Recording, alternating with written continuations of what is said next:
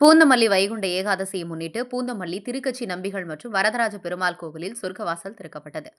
பூந்தமல்லி மார்கழி மாதம் வளர்பிறை நாளில் வரும் ஏகாதசி வைகுண்ட ஏகாதசியாக கொண்டாடப்படுகிறது. வைகுண்ட ஏகாதசி என்று விரதமிருந்து இரவு முழுவதும் கண் விழித்து அதிகாலையில் இறைவனை தரிசிப்பதால் சொர்க்கவாசல் வழியாக எழுந்தருளும் இறைவன் தனது பக்தர்களையும் அந்த வாசல் வழியாக அழைத்து சென்று அருள் பாலிக்கிறார் என்பது ஐதீகம்.